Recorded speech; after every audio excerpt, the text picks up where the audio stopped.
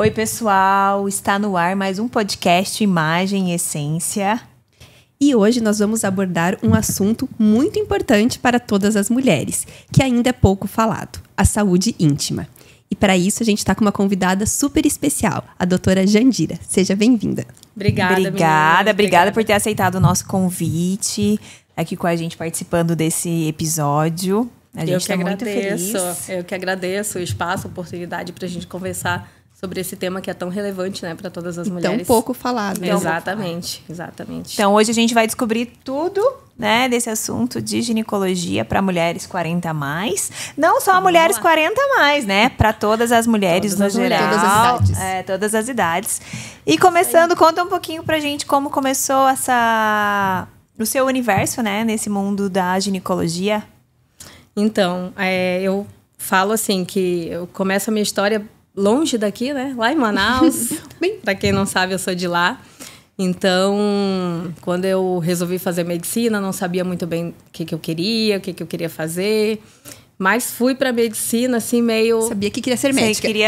Não era nem um sonho de infância meu. Mas eu pensava, chegou a hora, eu tenho que decidir. Então, eu fui ver o que eu gostava na escola. Gostava muito de ciências, corpo humano, genética. Eu falei, eu acho que medicina eu vou num caminho certo, assim. E realmente, assim, fui na graduação, fiz Federal do Amazonas lá.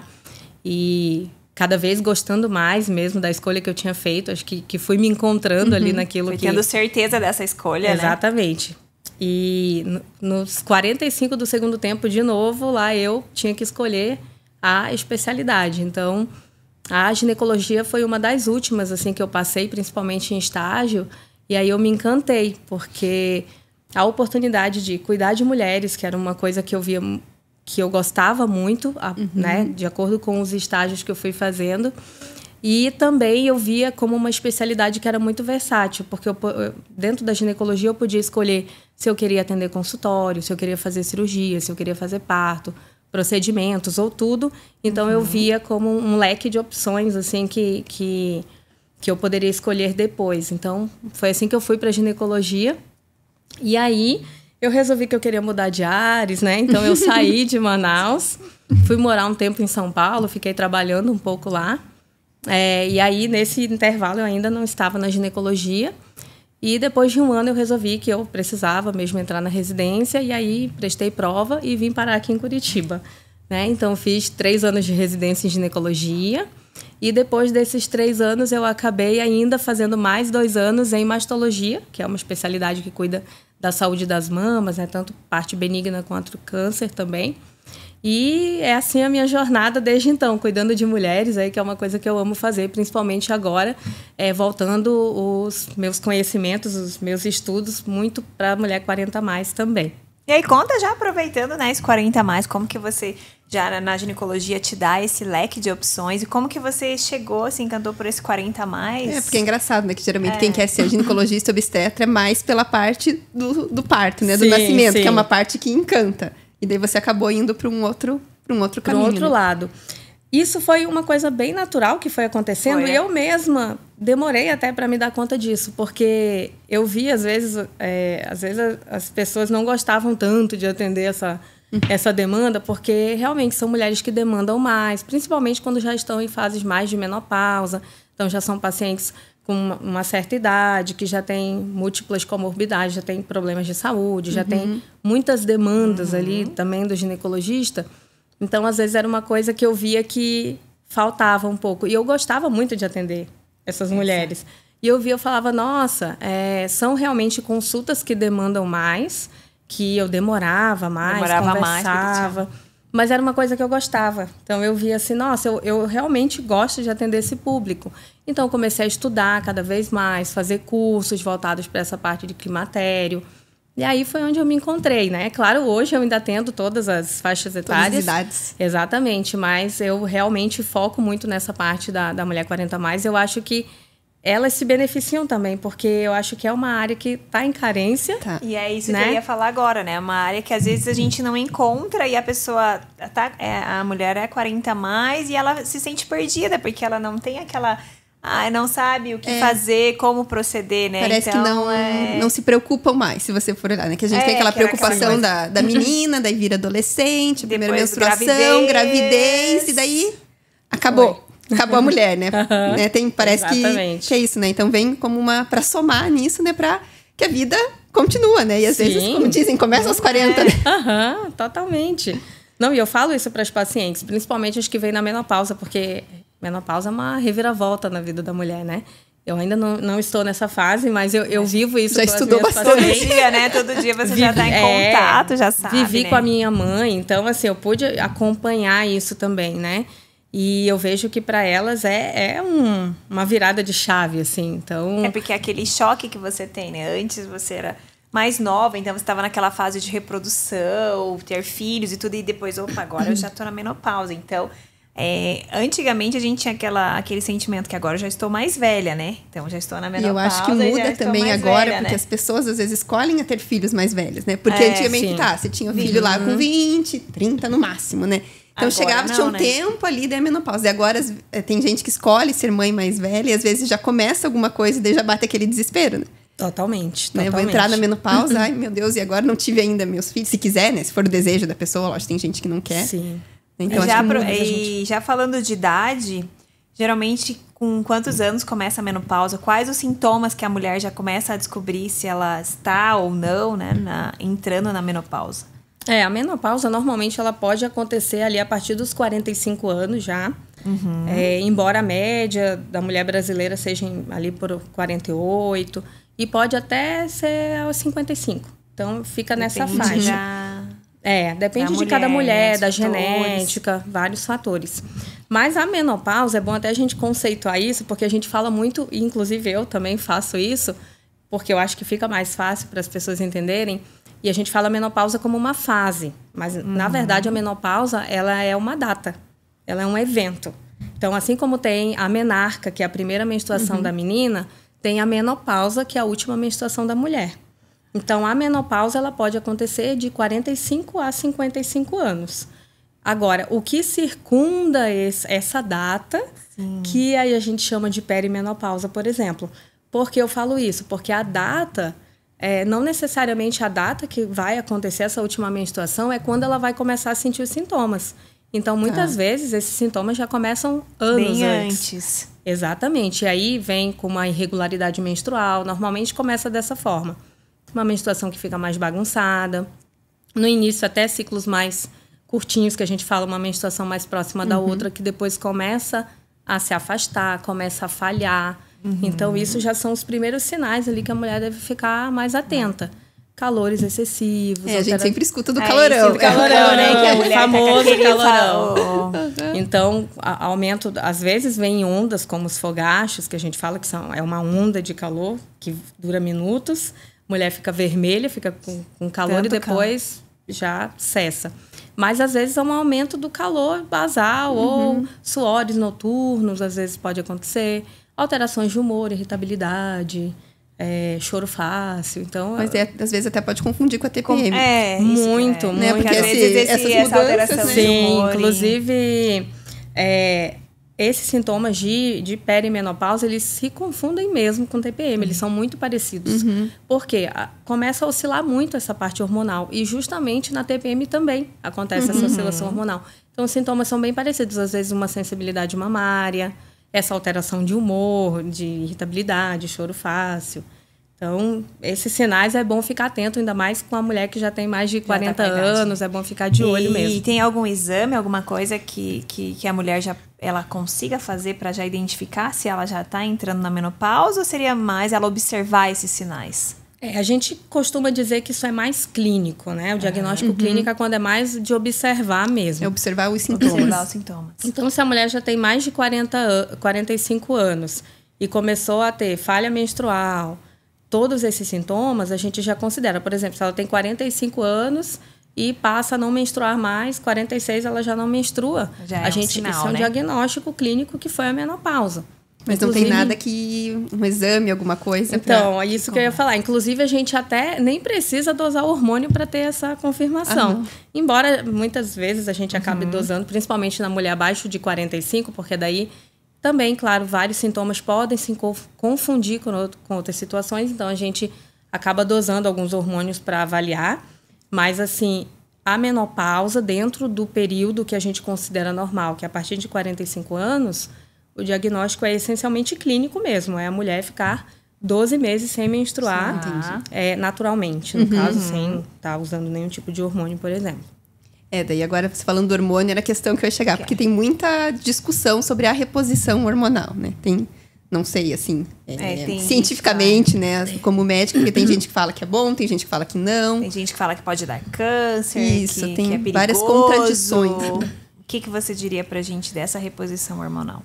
Essa pergunta é bem interessante, porque eu acho que isso é de interesse assim, geral das pacientes. A gente vê um medo muito grande da reposição hormonal, por conta dessas questões de aumento do risco de câncer, riscos para a saúde.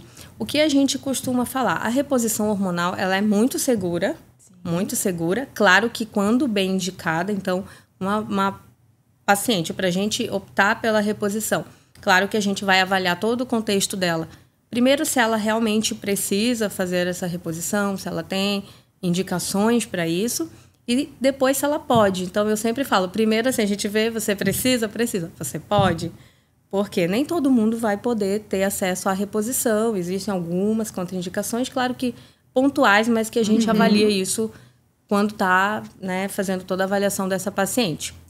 Mas, tendo essa questão de a gente avaliar todo esse histórico de saúde e determinar que a paciente não tem nenhum tipo de contraindicação, nenhum impedimento para fazer, a reposição ela é muito segura. Ela já foi estudada há muitos anos, então a gente sabe que realmente ela tem um perfil de segurança muito bom. Em relação a essa questão do câncer, que a gente sabe que sempre surge, é o medo das mulheres, o maior medo das mulheres, foram feitos estudos e tudo mais ao longo do tempo e foi visto que podia aumentar o risco de câncer de mama nas pacientes que faziam uso de hormônio. Mas esse risco, ele é muito pequeno. Então, a gente não pode deixar de oferecer um tratamento que vai melhorar, oferecer exatamente uma qualidade de vida excelente para a mulher por conta desse mínimo risco. Claro que cada pessoa tem que ser avaliada individualmente, se ela tem algum fator de risco, alguma predisposição. Mas só para você ter uma ideia, por exemplo, todo mundo só fala do risco de câncer. Em relação à reposição, mas uma paciente que é sedentária, tem sobrepeso e utiliza álcool, tem mais risco de ter câncer de mama do que uma paciente que faz reposição hormonal, por exemplo. Né? Então, tem várias outras coisas que podem também aumentar o risco de câncer de mama que ninguém fala. Mas, quando bem indicado, assim, realmente a reposição é muito segura e ela pode mudar a vida da mulher que está sofrendo. Quando tem muito sintoma, né? Exatamente. Então... Mas e todas as mulheres que entram na menopausa, vamos dizer, você falou antes que avalia se precisa ou não. Daí ela entrou na menopausa. Pode ser que ela não precise daí de nenhuma reposição hormonal? Pode ser, mas eu digo assim, pela minha experiência clínica, que são poucas. Porque a grande maioria vai ter algum grau de sintoma. Então, a gente vai precisar intervir de alguma forma. E também a gente sabe que a longo prazo, a falta do estrogênio, que é esse hormônio que falta quando a mulher entra na menopausa, ele tem várias repercussões no corpo da mulher. Então, aumento do risco cardiovascular, então aumenta o risco de infarto, de eventos tromboembólicos. Os ossos sofrem também. Então, isso é uma coisa que a gente não vê, né, como diferente quando a mulher chega, tô com calorão, ela sente, aquilo é imediato, ela precisa resolver isso. Mas, por exemplo, a osteoporose é uma coisa que vem silenciosa e às vezes vai se manifestar com uma fratura. Então, assim, quando a gente inicia a reposição, a gente consegue até equilibrar partes, né? e evitar, prevenir essas fraturas e tudo mais. Mas, assim, são poucas as pacientes que, de fato, não vão precisar. E, às vezes, ela não precisa agora. Mas vai precisar daqui. Então, eu sempre falo, assim, até para as minhas pacientes, olha, nesse momento... De repente, eu não vejo uma indicação formal de a gente fazer uma reposição, mas a gente vai ficar te observando e qualquer coisa diferente, a gente vai voltar a conversar. Até porque isso também é uma decisão compartilhada. Como eu falo, assim, tem essa questão do risco de câncer, que eu já expliquei, que não deve ser motivo para a gente deixar de oferecer um tratamento que é maravilhoso, mas tudo é compartilhado, né? Pra gente poder... Porque às vezes a pessoa também só pensa na reposição hormonal, como, é é só o hormônio, só pensa naquele momento, mas não analisa com essa qualidade de vida que você vai ter, né? Vai manter a sua qualidade de vida.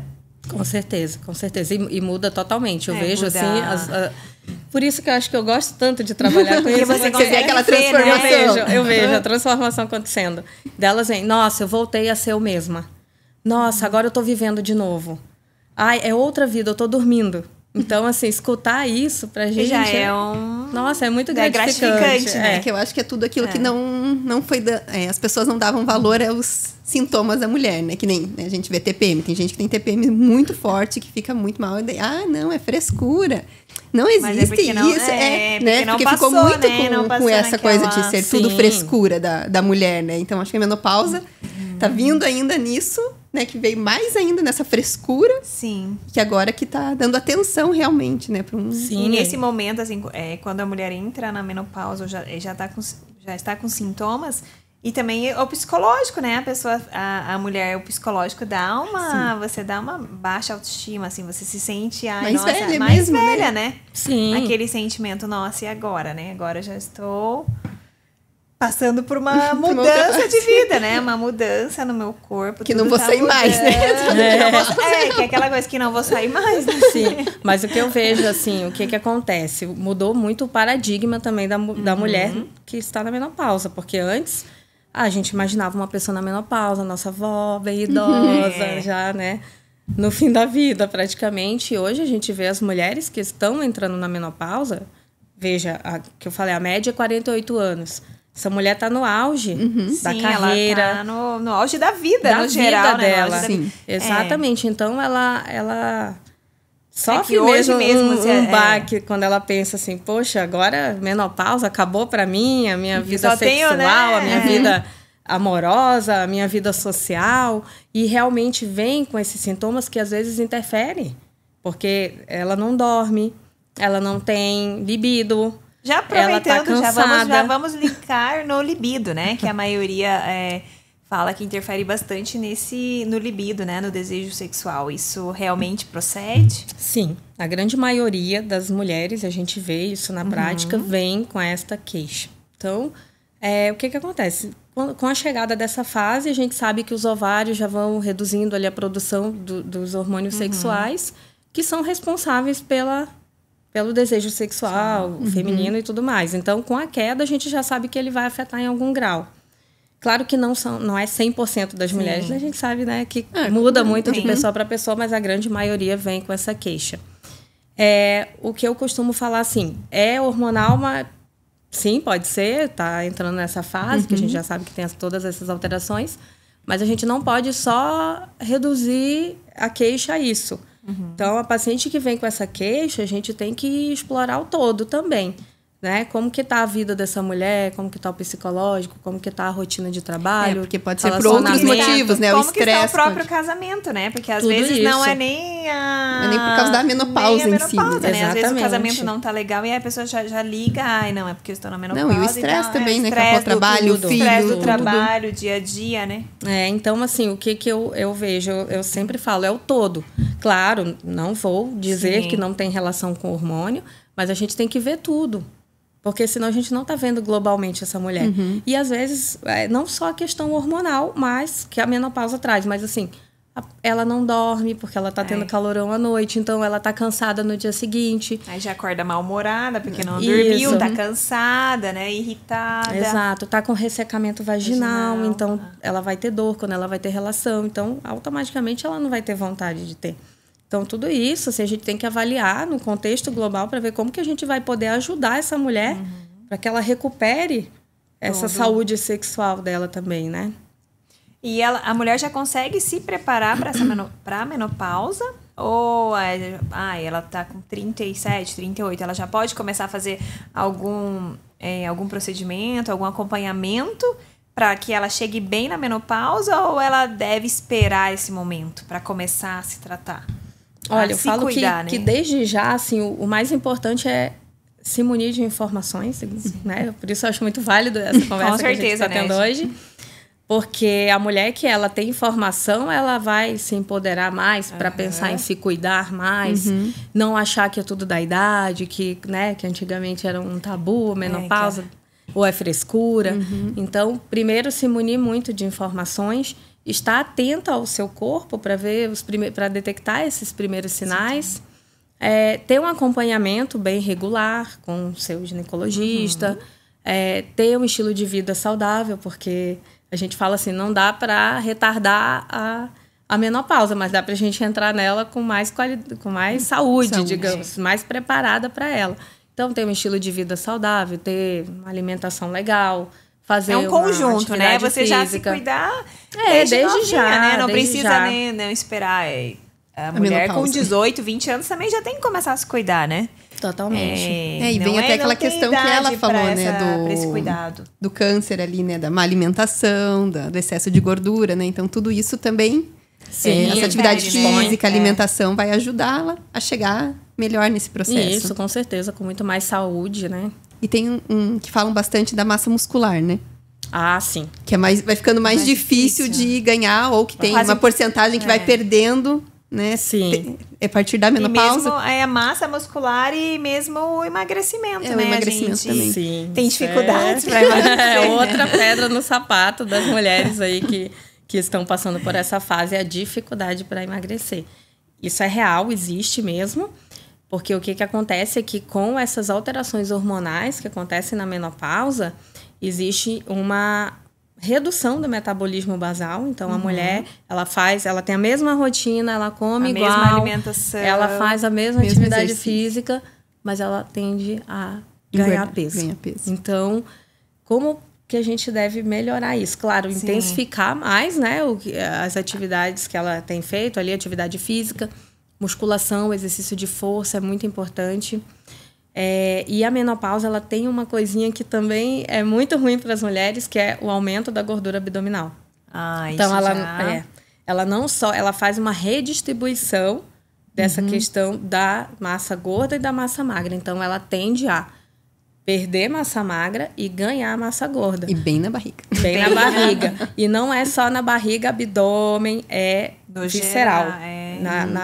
Nos órgãos, no fígado, no coração. Então, isso é muito ruim. Já tem que cuidar, de uma forma geral. Tanto estética, porque elas reclamam muito, quanto questão de saúde, porque gordura nos órgãos, isso é muito ruim. Pode, né, aumentar o risco de ter um infarto e tudo mais. Então, a menopausa, ela pega nesse ponto aí, que é bem complicado. Por isso é que é importante ter um acompanhamento com um especialista. Você já fazer o acompanhamento e você já chegar nessa menopausa bem, né? Porque não adianta que para você já começar do zero e tentar recuperar já na menopausa é mais complicado, né? E mesmo o ganho de massa, a massa magra também é mais difícil, né? Mais difícil. Tudo vai então, inclusive a reposição, ela tem esse efeito de... Eu falo para as pacientes, não, ela não vai te emagrecer. Mas se você começa já... Claro, com as indicações precisas, mas quanto antes, melhor, ela vai te oferecer esse equilíbrio. Para você manter e ter uma qualidade de vida e não sentir tantos, sentir tantos efeitos, né? Então, esse equilíbrio também da questão dessa redistribuição da gordura corporal. Né? Eu falo, ela não vai fazer você perder o peso, mas ela vai desacelerar essa tua perda de massa magra e equilibrar essa massa de gordura aí. Então é uma coisa boa. A reposição hormonal não engorda, então. Que tem também inclusive esse é um mito, é um né? mito. Às vezes as pessoas acham que eu estava falando. A primeira pergunta que elas né? fazem. Eu vou engordar com isso aqui? Eu falo, isso não tem evidência científica que você vai ganhar peso. O que acontece é uma tendência natural da mulher na menopausa ganhar peso. Daí ela associa essa tendência natural, mas ela já ia ganhar. Já ganha de qualquer forma. Inclusive de uma forma até pior, porque como eu falei, essa questão da redistribuição da gordura, ela é um problema mesmo na menopausa. Mas não há evidências de que a reposição bem feita, bem organizadinha, vai levar a ganho de peso. Não, e às vezes até na disposição que você falou que melhora, daí às vezes tem mais disposição para fazer atividade física, para se alimentar melhor, né? E daí acaba emagrecer, assim, né? Não engordando, às vezes, não consegue emagrecer, mas por conta dessa disposição que ela consegue fazer os exercícios, né? Tá de bom humor, né? A reposição hormonal no geral, salvo os casos que não são indicados, é vida, né? Digamos que é vida totalmente. porque você restaura a sua qualidade de vida que você tinha anteriormente, com essa disposição, sono, né? Sim, Mesmo buscando tudo. essa disposição para fazer atividade física, para ter uma alimentação melhor, para se cuidar mais.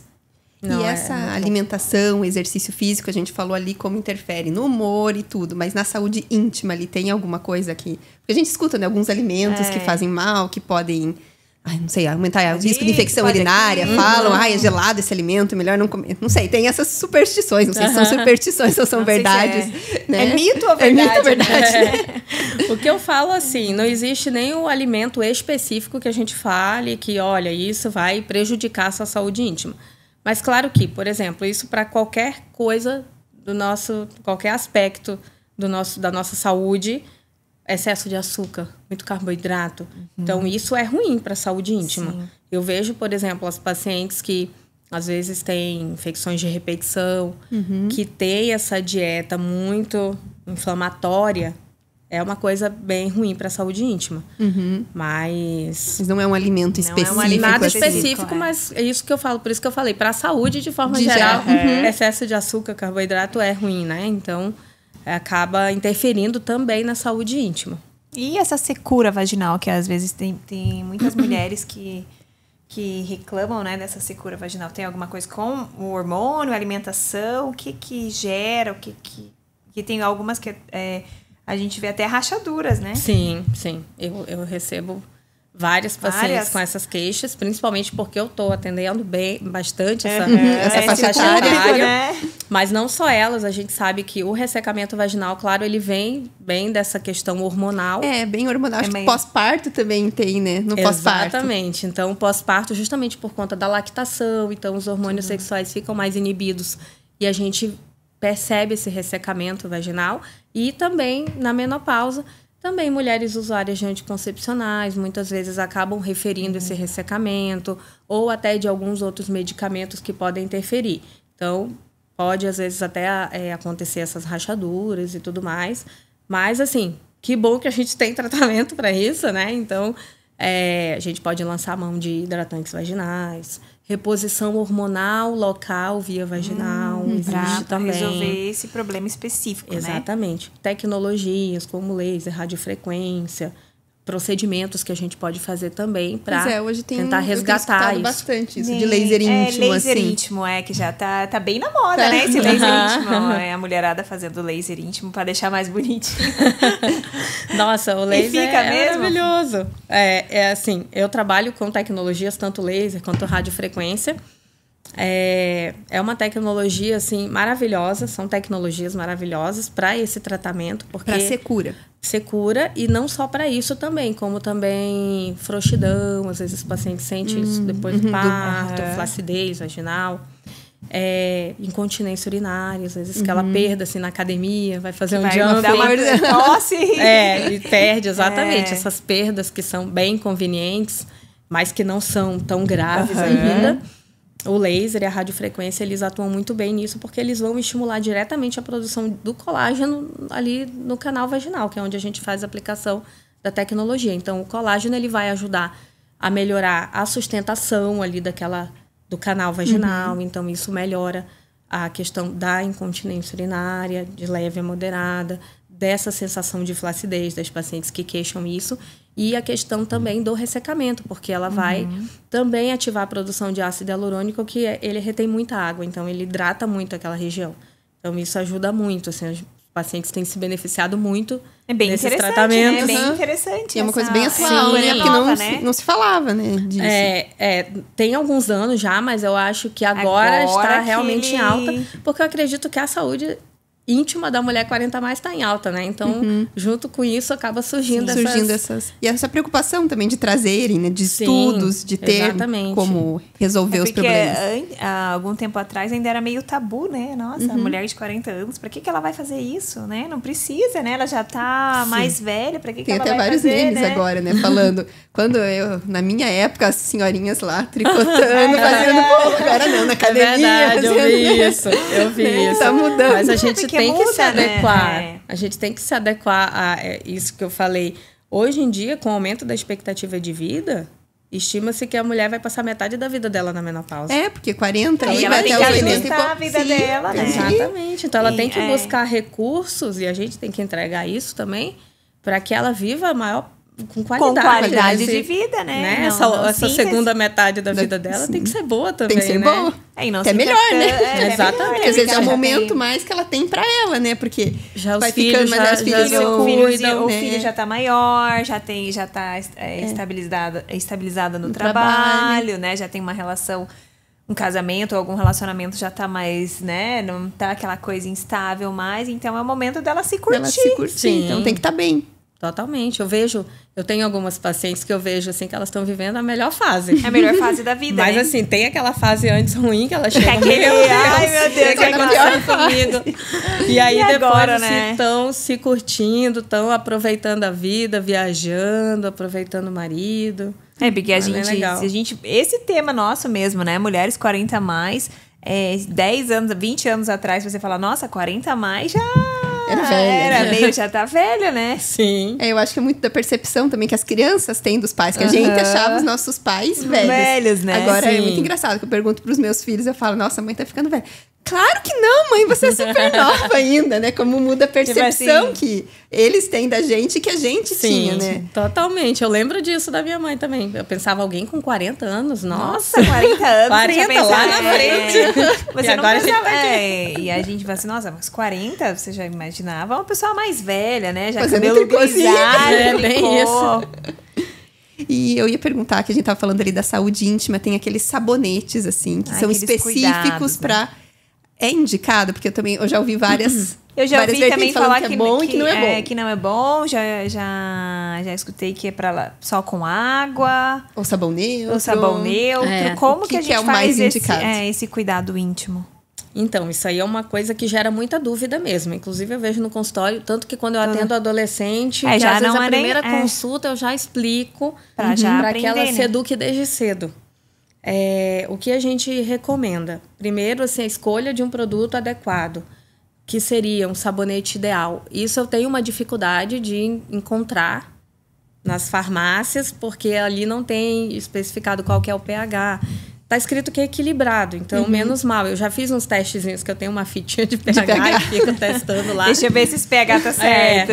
Mas o ideal é que seja um pH ácido, porque é o pH da vulva ali, da região genital. Então, a gente tem que ter um pH que seja compatível com esse pH natural, para que a gente não cause um desequilíbrio. Entendi. Pra mim, Sim. você falando pH equilibrado, pra mim tinha que ser o neutro, né? Então, como que na Às vezes embalagem eles é escrito... falam seria neutro como o- equilibrado, É, mas mas é é que- ácido. Se a gente então, for pois é. testar, é ácido.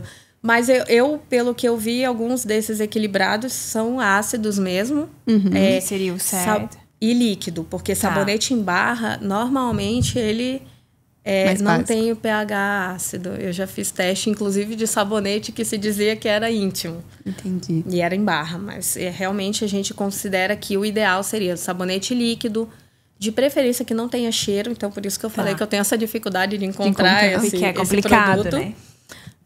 Que tenha pouca detergência, eu não faço aquele monte de espuma, espuma. e que tenha esse pH equilibrado, né?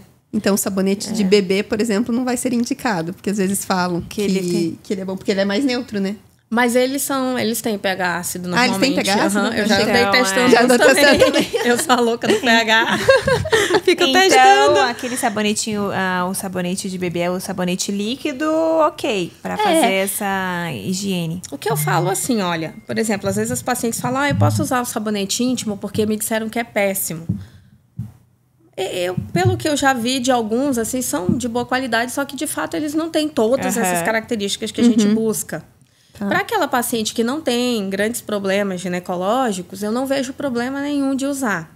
Agora, pacientes que eu vejo na minha prática, que às vezes já tem infecções de repetição, tem que a várias gente coisas. fica ali, normalmente eu peço para manipular e aí eu especifico daí as o O coisas. pH sabonete, certinho. o É. sabonete certinho, Porque né? daí eu já peço para fazer sem cheiro, sem Bem do cor, jeitinho que sem- deveria ter na legal, farmácia né? pra você. Interessante, né? Exatamente. E outra coisa, assim, nunca lavar por dentro, né? Eu falo, Só a por vagina fora. é autolimpante, não é para lavar por Só dentro. lavar por fora. Só por fora. É nos lábios externos, internos, aquela parte da entradinha ali, da portinha, né? Nem da entrada. Só Só. de fora. Exatamente. Porque se você lavar, que eu vejo algumas pessoas que fazem duchas vaginais, isso é péssimo para a saúde íntima, desequilibra o pH total. E aí a paciente vai ter candidíase, vai ter vaginose, vai ter infecções múltiplas. E daí, às vezes, tem essas de repetição por causa... Exatamente. Não sabe por quê. E às vezes não tá fazendo o cuidado Porque sério. não sabe, né? Não tá fazendo E o cuidado até isso íntimo, pode gerar ressecamento também. Pessoa que porque fica ali você- lavando em excesso com produtos que não são adequados. Então, isso Porque também. tem muita gente que não separa, né? A gente até falou aqui, né, na discussão do sabonete pro corpo e pro rosto. Né? Que tem que ser Pro a diferente. gente tem, né? Mas pro íntimo E pra não necessariamente. exatamente. E o sabonete comum, nem pensar, então. Ele é na em barra, verdade. então Ele não é né? adequado. Eu tenho pessoas que falam, mas eu sempre usei e nunca deu nada. Eu falo, tem gente que se usar qualquer coisa não vai ter problema. Que bom, essa saúde é ótima. Mas não é o ideal. Como tudo, né? Tem gente que é mais propensa a Sim. alguma coisa, alergia, alguma coisa, e tem... E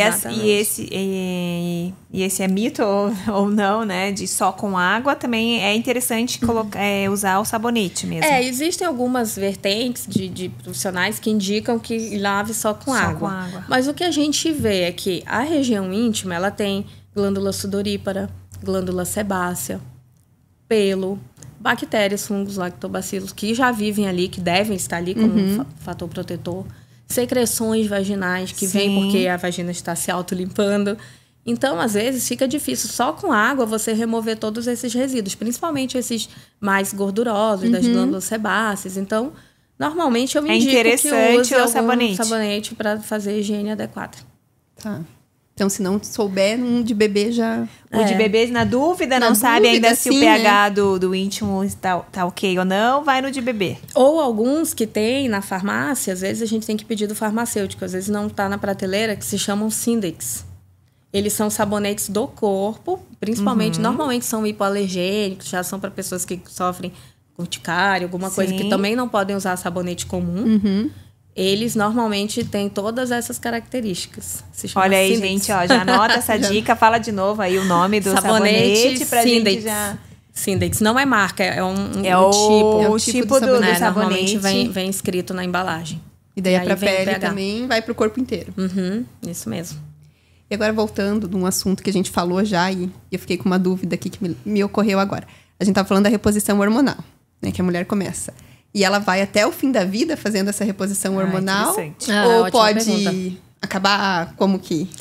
O que eu falo assim, não tem receita de bolo, então não tem um tempo específico que a gente vai, por exemplo, você vai fazer esse tratamento por X anos.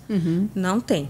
Então, qual que é a nossa máxima é, você vai usar esse tratamento enquanto o benefício superar o risco. Então, quanto for benéfico, a mulher vai usar. A gente sabe que mais de 10 anos de reposição hormonal é quando começa a vir esses risco aumentado. E talvez é interessante que a mulher pare com essa reposição. Mas aí a gente revê. Ajusta, né? Eu falo assim, paciente que faz reposição tem que sempre estar no acompanhamento muito rigoroso. Porque eventualmente pode surgir alguma condição de saúde que a gente analisa e pensa, olha, não pode continuar, exatamente. Então, e também indo avaliando gradualmente como que a gente vai, quando que a gente vai querer tirar essa reposição, mas normalmente dura anos, a não ser que surja alguma condição que nos impeça de continuar fazendo. Mas, de fato, não tem um tempo estipulado, fixo, é muito individual, vai muito de cada paciente. Às vezes a gente tira a reposição para fazer um teste, volta com sintoma. É isso que eu ia perguntar. Se tem esse risco de tirar e voltar o calorão, existe. Existe. Então, às vezes a gente tira, não deu certo, tem que voltar a reposição.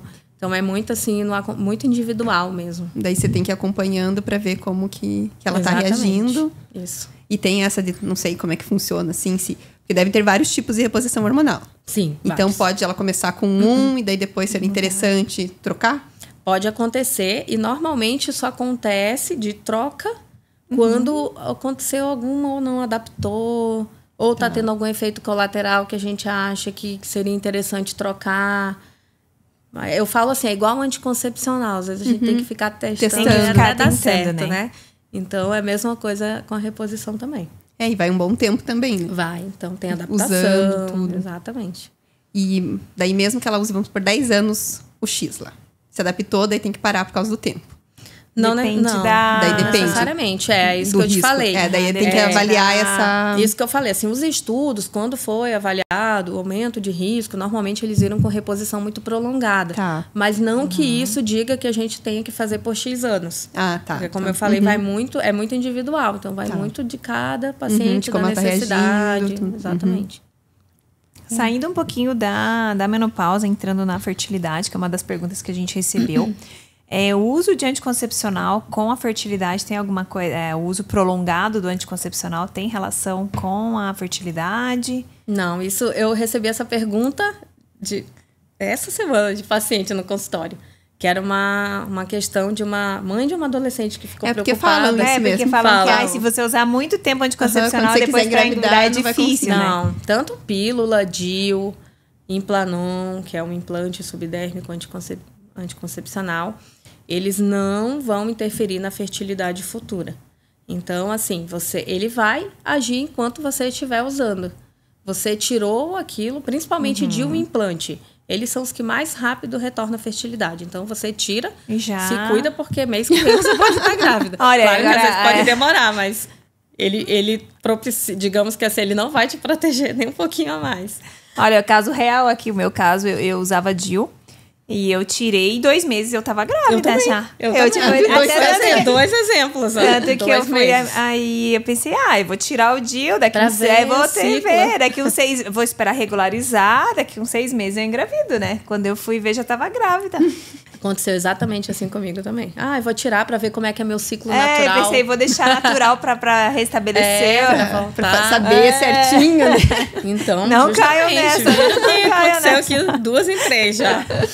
E pílula também. Às vezes demora um pouquinho, 2, 3 meses pra depurar bem aquele hormônio. Porque às vezes eles falam, né? Que quando você quer engravidar, né? Que se falaram que engravidou logo ali, que depois da pílula que é bom você esperar, se cuidar por um pouco, pra não causar essa bagunça hormonal, né? O hormônio, a parte do útero ali, restabelecer bem. Mas, assim, isso não vai interferir na fertilidade futura. Inclusive, eu até uso o exemplo. Se você esquecer 3 pílulas, provavelmente ela vai falhar.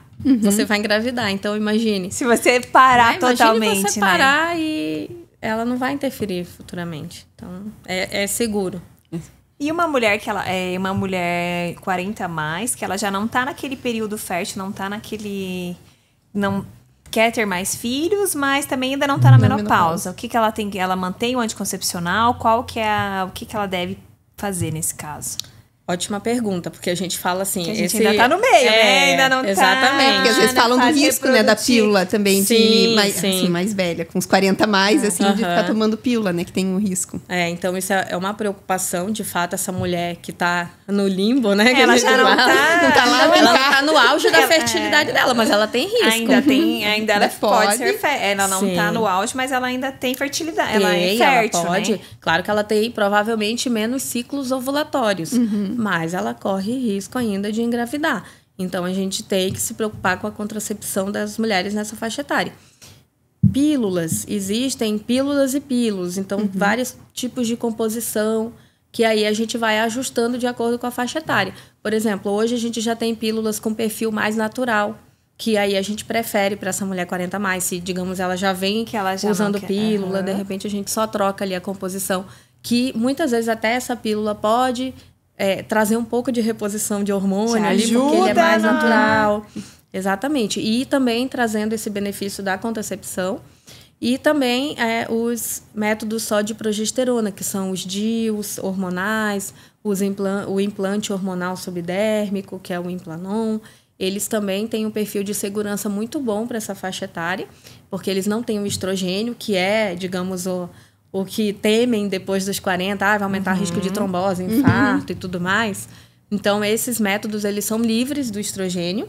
E a pílula, como eu estava falando, que é o perfil mais natural, também tem um estrogênio mais natural, que está menos associado com essas questões. Então, olha, é interessante, né? Porque aí a mulher 40 mais, eu não engravido mais, já tenho 40, não engravido, né? Conheço. Pode ser esse que eu conheço a chance algumas. é menor, mas existe, né? existe. Então, ela Existe. tem que se cuidar. Então, seria o ideal ela se cuidar até ela chegar nesse momento que ela já constata que ela tá na menopausa. Mas e daí, ela tomando a pílula não interfere? Aqui você falou ali até de diminuir os sintomas, dependendo de ajudar nessa reposição hormonal. Sim. Daí talvez ela sinta a interferência do início da menopausa, vamos dizer, dos sintomas. Talvez ela não sinta tantos sintomas, porque ela já está fazendo uso. Ou já tá já tá, repouso, né? Exatamente. Nessa reposição, Então, às né? vezes, passa até mais suave. Às vezes quando a gente vai ter que tirar por algum motivo, ela vai começar a ficar relatar, sintomática. ai, que calor. Exatamente. Daí entra na reposição. Isso, daí a gente vai avaliar tudo certinho, porque essa paciente provavelmente já não está com a menstruação, digamos, Então. não é natural, porque ela está usando a pílula, então a gente vai ter que avaliar a idade, ciclo natural. E aquela paciente que usa o DIU? Porque tem DIU que você nem menstrua, né? Sim, Então você nem sabe como que você vai... Você já tem que ficar atenta aos outros sintomas, então. Porque a Exatamente. menstruação não vai ser Não vai ser um parâmetro não vai mais. ser um parâmetro. Né? Isso eu falo pra ela, porque às vezes elas falam assim, quando foi minha menopausa? Eu uso o DIU, não tenho como saber. Como eu falei, assim, a menopausa é uma data. Então, nessas pacientes a gente não vai saber. Não sabe, né? Isso é tão importante, assim, saber exatamente a data? Não necessariamente, porque de fato nessas pacientes a gente vai perder o parâmetro. Ter, né? Por isso que a gente tem que estar atento aos sinais e sintomas, porque é a partir disso que a gente vai decidir se vai iniciar um tratamento ou não. Isso é até um ponto que eu gostaria de falar, porque às vezes, assim, o que eu falei, que a menopausa é uma data. Porém, a mulher começa a ter sintomas muito antes. Muito antes. A gente vai esperar essa mulher ficar anos sofrendo para dar 1 ano sem menstruar para eu iniciar um tratamento? Não. Então, eu Você vou já iniciar começa... de acordo com a necessidade dela. Então, por isso que não é tão importante a gente saber exatamente a data da última menstruação. Você vai tratar os Mas sim sintomas. os sintomas, Porque né? Você isso. avaliar os sintomas e já começar a interferir e tentar Exatamente. reequilibrar, né? Porque daí eu já sei que ela está em perimenopausa, ela está no período que ela já está sofrendo as consequências dessa queda hormonal. Então, a gente já tem que intervir ali e pensar em tratar, independente de ela estar menstruando ou não, porque ela usa um DIU e nem tem esse parâmetro para a gente avaliar. E pode acontecer da mulher entrar na menopausa com uma idade menor, 30 e pouco, 30... Sim. Pode acontecer. Pode. Daí a gente chama... como eu falei, a partir de 45 anos Já seria um processo normal, natural. né? A partir de 40 e menos que 45, então 40, 45, a gente considera que é uma menopausa precoce. Né? Já nem 30 e poucos, 40 45 ali já considera precoce. E abaixo de 40, a gente chama de insuficiência ovariana prematura. Daí já é uma coisa mais séria, porque daí interfere também em questão de fertilidade, porque as mulheres de 30 e poucos anos querem ter muitas filhos, vezes estão, né? Estão começando. Exatamente. Então, aí seria essa outra terminologia. E as pacientes, é bem importante a gente falar isso também, das pacientes que têm a menopausa precoce, é uma das indicações para reposição. Às vezes elas não estão nem sintomáticas, mas é interessante repor. Porque como foi muito cedo que ela entrou nessa fase, ela vai passar muito mais anos da vida dela sofrendo as consequências de não ter o hormônio. E essa menopausa precoce daí afeta a fertilidade. Sim. Aí afeta a fertilidade. Aí, realmente, a paciente que ainda está... Que aí você já perde a qualidade do óvulo, aí você já nem tem, você nem consegue mais engravidar naturalmente, digamos, daí, né? Normalmente, a gente já diz que é o fim da vida reprodutiva. Se realmente ele passa 1 ano sem menstruar.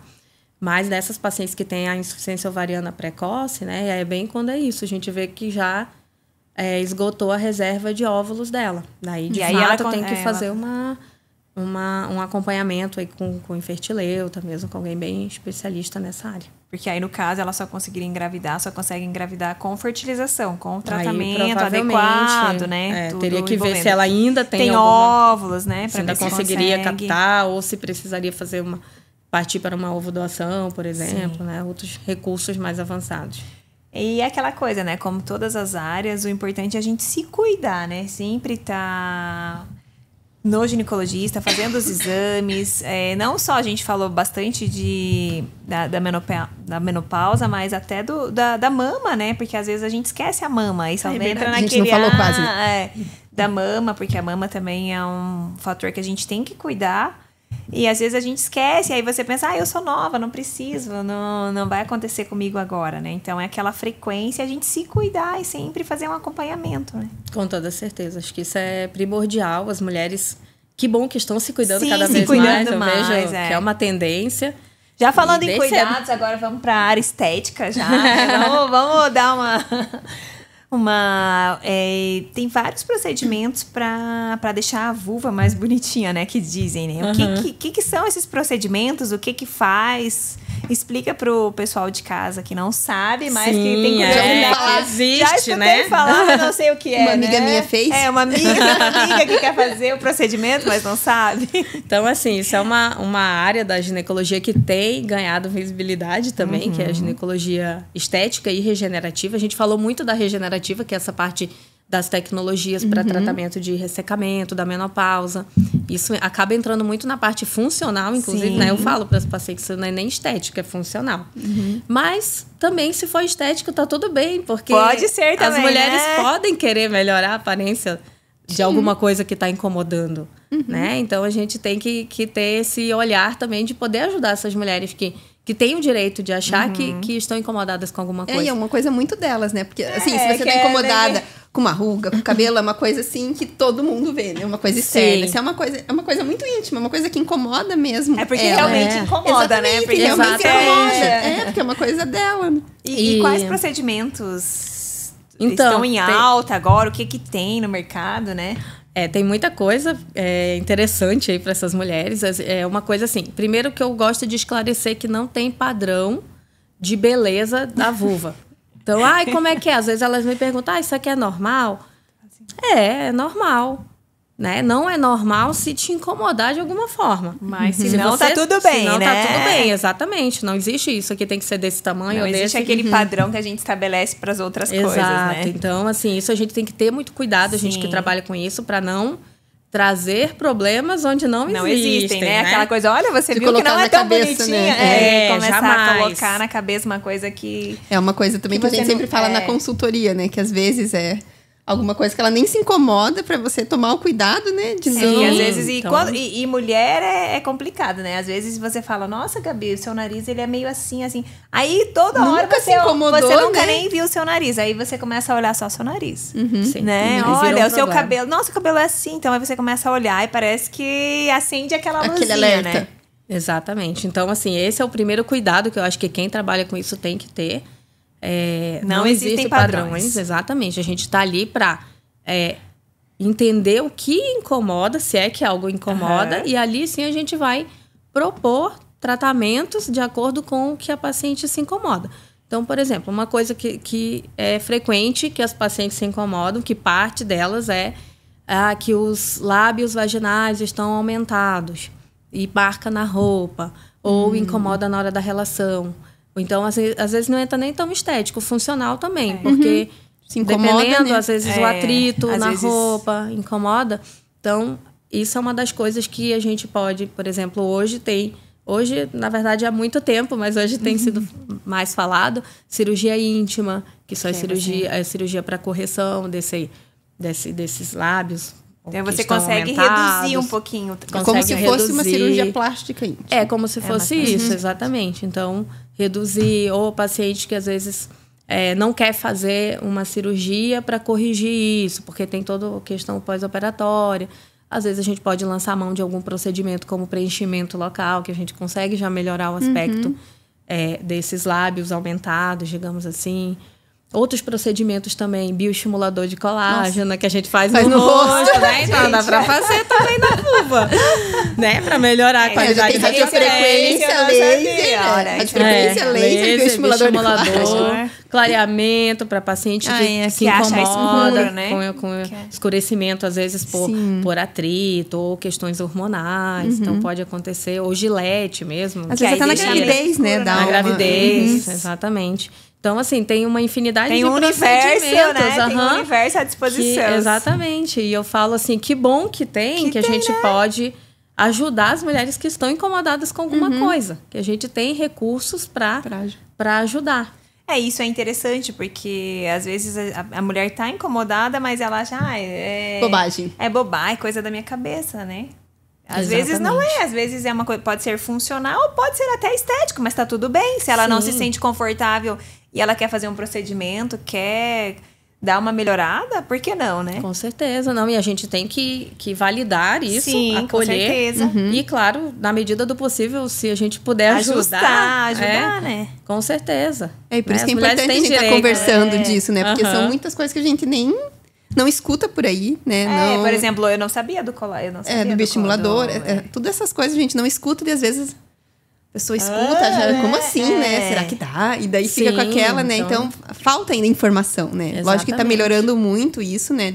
Da mulher, mas falta ainda essa atenção, né? De ser uma coisa normal, né? Ser uma rotina conversar sobre isso também. Exatamente. Por que não cuidar, né? Por que não cuidar e a gente tem parte, esse... É um processo natural de envelhecimento. Então, assim como a gente perde colágeno a partir dos 30 anos, começa a nossa...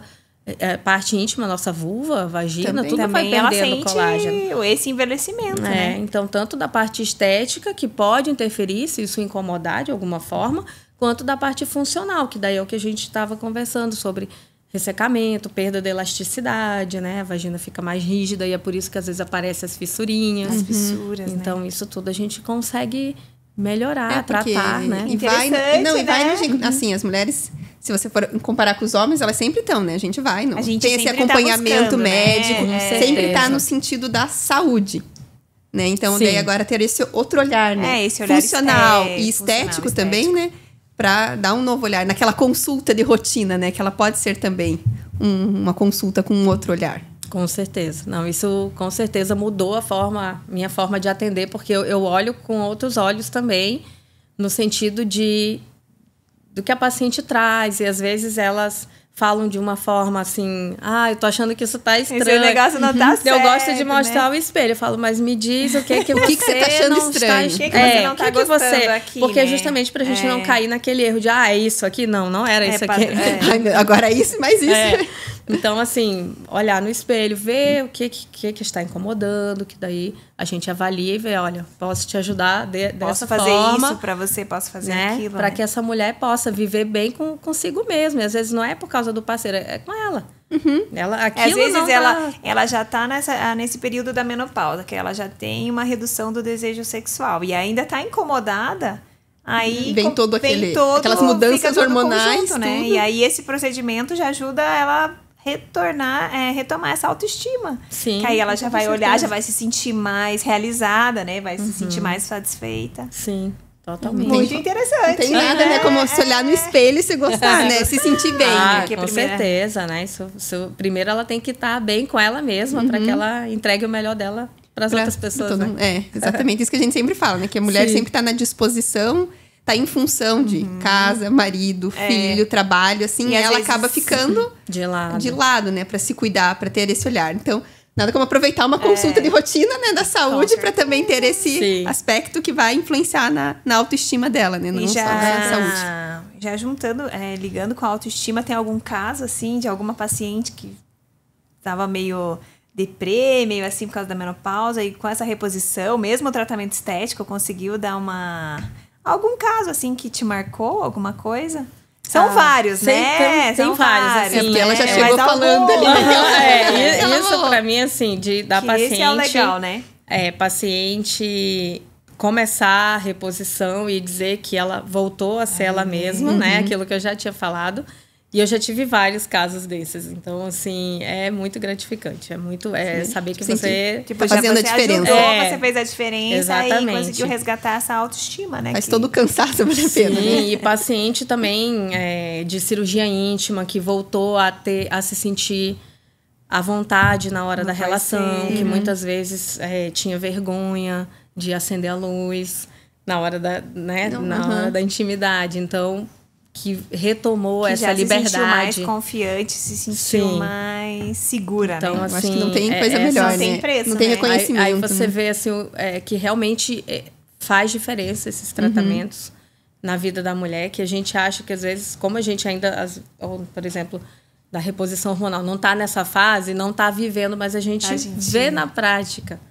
E é muito legal quando você escuta isso delas, de fato, assim, quanto que aquilo impactou positivamente para ela voltar a viver. Porque é isso, né? Como a gente falou, as mulheres estão jovens. E manter essa qualidade de vida, né? Porque 40, 50 hoje são super jovens, né? Super. Então, no auge mesmo da vida, da carreira, do relacionamento, de tudo. Tem muita coisa para construir ainda. É, com toda certeza. Foi muito bom. Nossa, né? passou super rápido. A gente nem viu o tempo passar. São tantas dúvidas, né? Não, e um assunto com muita informação nova, né? É um assunto muito legal e eu acho que vai... Para todo mundo que ouvir, né? Vai... Acho que mesmo quem não tá ainda nessa fase, mas para já ir se olhando, se cuidando, ter essa consciência, né? Da importância, né? Que você já falou dos hábitos alimentares, né? Dos hábitos saudáveis também. E de procurar um profissional também que tenha esse olhar, né? Que não se preocupe só com...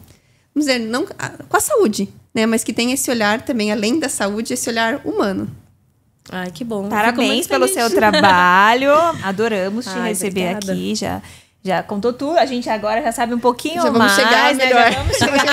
Já vamos chegar melhor na menopausa. Já estamos já sabemos tudo. Já estamos preparadas para a menopausa. Aí adorei também saber desses procedimentos, né? Que são eu não sabia, não conhecia vários. Eu não conhecia. Muito obrigada pelo convite. Obrigada por tudo, né? Por toda essa explicação que falar, você né? Você atende conta agora, deixa para o pessoal de casa onde você atende, o seu Instagram. Então, eu atendo ali no Água Verde, no Inspira Business. Fica na República Argentina, 1336, sala 213. E o meu Instagram é doutora.jandiragineco. Eu quero agradecer essa oportunidade, porque eu acho que, como eu falei desde o início, informação é tudo que a gente pode dar para as pacientes desde o início até as que ainda não entraram nessa fase. Então, eu acho que foi isso que a gente trouxe aqui, muita informação, né, para que elas possam, ou não estão nessa fase, ou já estão, ou conhecem alguém, com certeza, e vão ajudar outras mulheres aí a buscar mais, né? A gente tem que estimular essas mulheres de que buscarem esse cuidado. A gente pode buscar essa qualidade de vida, né? Não é que não está tudo perdido, digamos. Não, né? E assim, e tirar aquele tabu de que é da idade. Tudo é da idade, porque eu estou ficando velha, da idade. Não, a gente pode melhorar muita coisa. Né? Claro que a gente tem o processo de envelhecimento natural, isso a gente tem que se permitir viver isso, né? Mas saber que não vai ser igual antes. Melhor. Mas a gente pode se permitir de uma forma mais leve, claro, né? Por que não de uma forma mais leve? Então, eu acho que a gente conseguiu isso aqui. Eu acho que nós vamos ajudar muitas mulheres aí que vão nos escutar. Certeza. Obrigada, meninas. Obrigada a você.